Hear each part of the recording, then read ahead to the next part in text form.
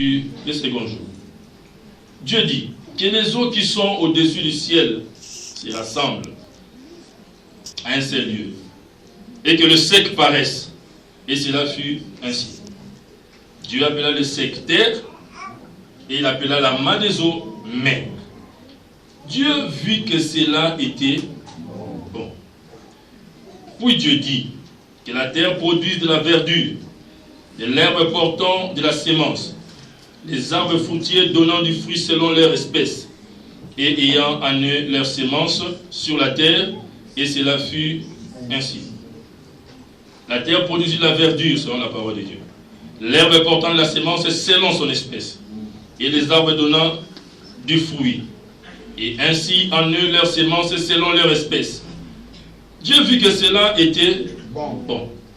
Ainsi il eut un soir, et il eut un matin.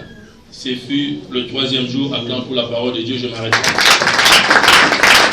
pour la parole qui donne la vie. Acclame pour la parole qui donne la paix.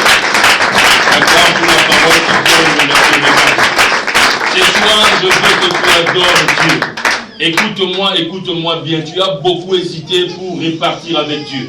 Tu as beaucoup hésité pour commencer avec Dieu. Tu as beaucoup hésité pour recommencer avec Dieu. Tu es en train de vivre les mêmes erreurs et les mêmes conséquences. Les Français même disent les mêmes effets. Les mêmes causes produisent les mêmes effets. Les mêmes causes produisent les mêmes effets. Le même chemin amène au même terminus. Le même chemin amène aux mêmes objectifs.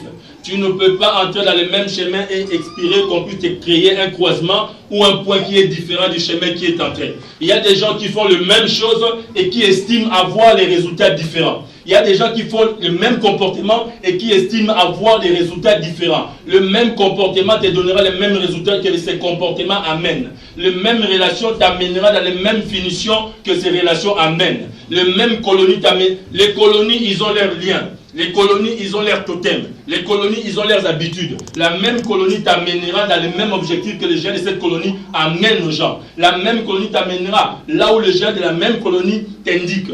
Écoute-moi ce soir. Je vais t'amener à l'adoration et j'aimerais bien que quelqu'un prie pour moi pour que je ne sois pas très long. Au commencement, Dieu.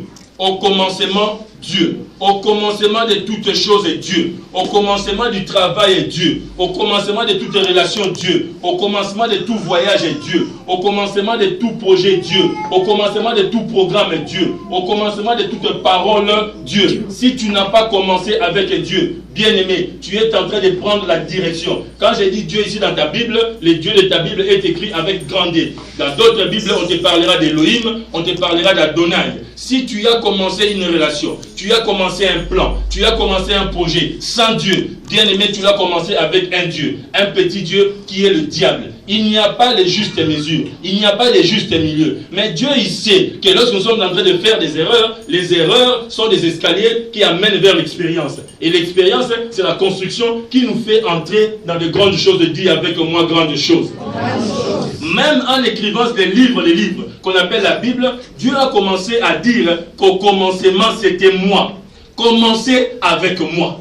Institué avec moi. Là où on n'a pas commencé avec lui, on devrait s'arrêter pour dire Seigneur, je veux commencer avec toi. N'hésitez jamais de pouvoir faire la table rase, comme on dit en français, de faire la table rase de votre vie si vous avez commencé quelque chose sans Dieu. Si vous avez commencé un projet sans Dieu, demande-moi pourquoi. Demande bien pourquoi. Parce que le Seigneur est le plus patient de tous les êtres spirituels, de tous les êtres humains, de tous les êtres matériels qui existent. Notre Dieu, il est miséricordieux. Notre Dieu, c'est pourquoi le mot miséricordieux porte son nom. Parce qu'il n'y a personne qui peut t'attendre comme lui. Parce qu'il n'y a personne qui peut être patient pour toi comme lui. Parce qu'il n'y a personne qui peut rester là comme lui. Rappelez-vous, lorsqu'il est venu vers les petits Gédéon, pour dire à Gédéon que tu es très puissant, Gédéon a dit à Adonai, les grands dieux, si je suis vraiment puissant, pourquoi est-ce qu'on est en train de vivre ces souffrances dans notre clan, dans notre tribu? Dieu lui a dit, va avec la force que tu as. Tu vas battre Madianite comme un seul homme. Gédéon ne savait pas qu'il avait une puissance à lui. Mais pour lui montrer encore qu'il était puissant, Gédéon dit à Dieu, à l'Éternel, attends, si vraiment tu m'as choisi, attends-moi là pendant que je vais chercher les sacrifices pour toi. La Bible dit que Dieu a attendu Gédéon. Est-ce que quelqu'un est en train de me suivre? Est-ce que quelqu'un est en train de comprendre que Dieu peut l'attendre? Est-ce que quelqu'un est en train de comprendre que Dieu est en train de l'attendre? Tu es dans cette salle, tu as déposé Dieu.